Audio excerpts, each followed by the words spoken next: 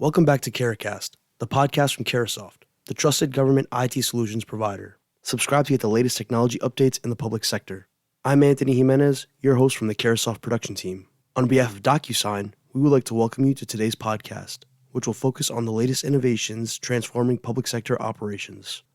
In today's episode, you'll hear experts share how Salesforce and Docusign are empowering agencies with integrated digital workflows that eliminate manual processes, keeping your department focused on what matters most. Hello there. Good morning, good afternoon, wherever you are. My name is Steve Wright. I'm the head of Docusign's Public Sector Alliances. First, let's take a look at the agenda real quick here. So we're going to start with some introductions. Then I'm going to kick it off to Sabi Khan, who's going to discuss all the good stuff that Salesforce is doing in the public sector, especially the public safety and justice space. Then it's going to come back to me, where I'm going to talk a little bit about Docusign and our partnerships with Salesforce. All right, so I think we can go into some quick intros of who you'll be hearing from today. So we'll start with Sabi Khan. He's the industry advisor for public safety and justice. He currently serves as the global industry leader for public safety and justice at Salesforce. In this role, he serves as the subject matter expert for the company, its customers, and Salesforce technologies, specifically around digital transformation, business automation, AI, data analytics, and data management. In addition to that, he leads Salesforce go-to-market strategy, technology solutions for public safety agencies across the country. And Sabi spent 15 years in various public safety roles. Prior to joining Salesforce, he served as the Deputy Chief of Strategic Initiatives Division at the Chicago Police Department.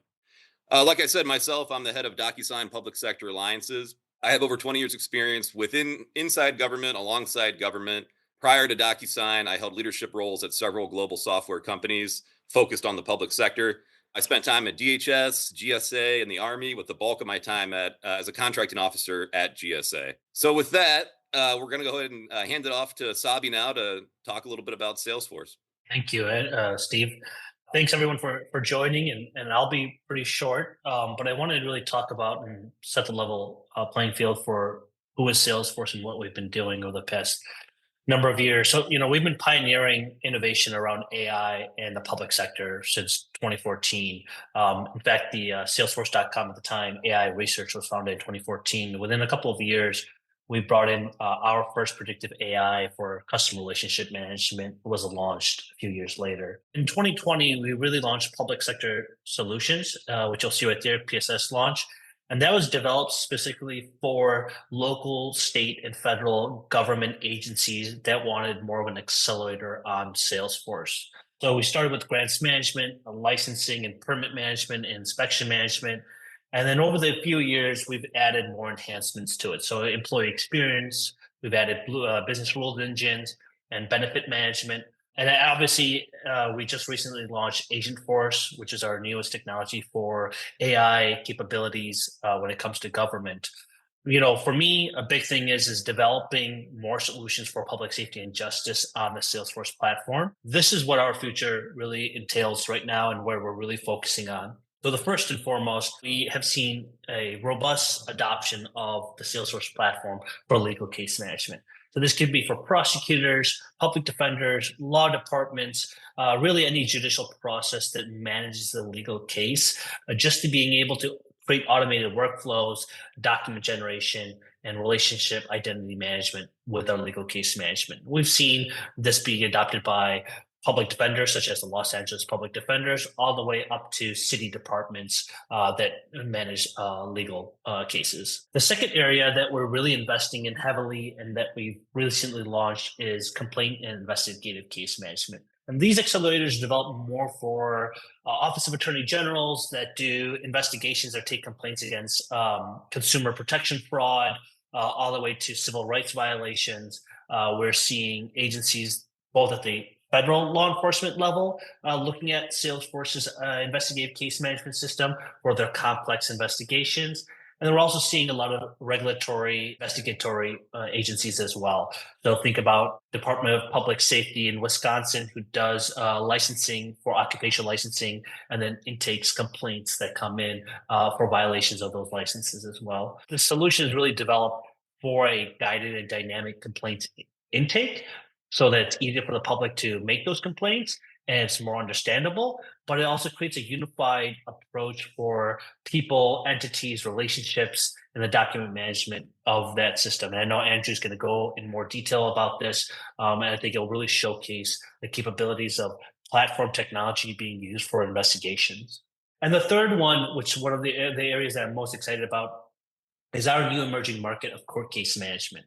We're developing solutions with our partners in both civil and criminal courts, both appeals, probations, tribunals, specialty courts.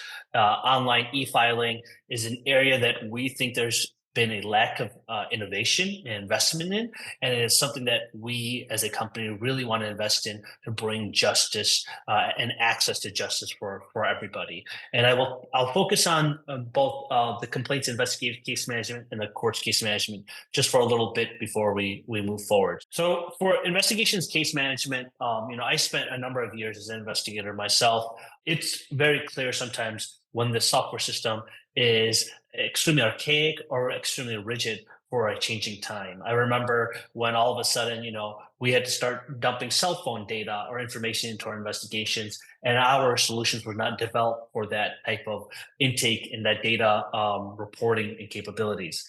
So in this case, we really want to develop a solution that would navigate high volume of complex cases. This is where you have numerous people, relationships, entities, documents, and evidence, both in video format or in document format, that can really help you have a unified picture of your investigation, but can also really help with guided flows, especially if you have new investigators or new procedures that have not been well established. We've noticed that it helps reduce the time of resolution, and we are trying our best to really improve our investigation case management with new AI technology. That could be case briefings, document generation. It can really be next best steps and guided flows for your investigators, all the way to initial review of a complaint or a criminal investigation that comes in to identify the probability of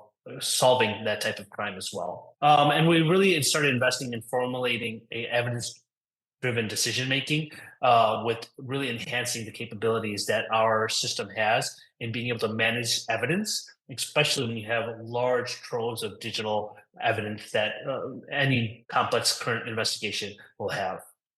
And on the next slide, real quick, I wanted to just quickly hit on our courts information as well. So, we've heard this over and over again. There's a growing backlog within the court systems that's difficult to schedule. Primarily, a lot of the court systems throughout the United States are paper-based, or the law enforcement entity brings paper copies, and then somebody manually enters in, the arrest report, the case report, the charges, and then it's a burden on the clerical staff. And the changing policies and workflows create what's a very rigid software system.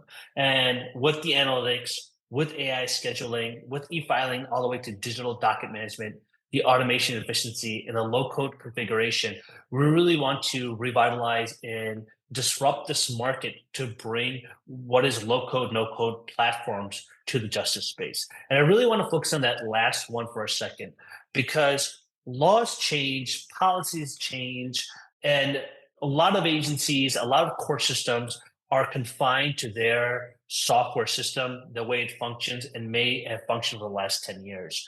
And one of the things we really want to change is giving the customers or the courts the capabilities to be able to own their own system without having to manage their own system.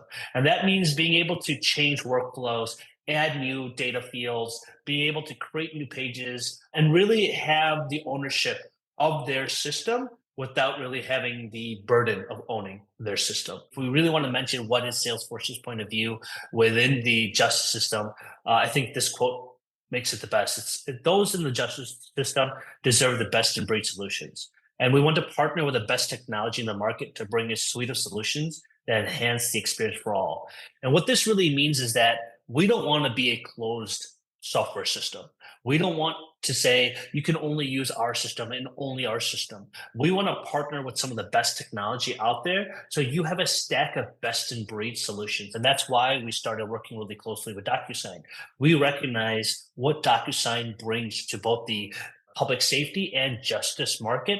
And we said, hey, let's work with some of the best out there so that the customers aren't just buying or purchasing or investing in one system, but a suite of systems that have been proven to be the best in what they do.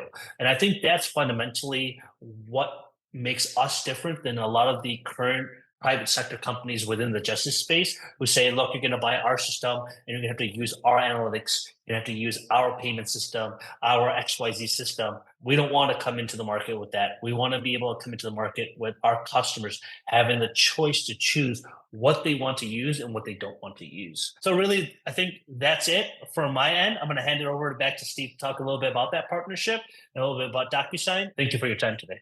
Great. Thanks, Sabi. What I'm really going to talk about for a few minutes is the partnership and what DocuSign's doing in this space. When Sabi and I first connected, I got really excited because we've been doing this for a long time. Our companies, more than 10 years. I think it's closer to 20 years, actually, DocuSign and Salesforce. So we've been co-innovating together, tons of joint customers, delivering better solutions. And from my perspective, as a former government buyer, as a former government user, that's really what we need. We need industry to come together to come help government, inform our decisions, inform our requirements, all those sorts of things to have best in breed, solutions.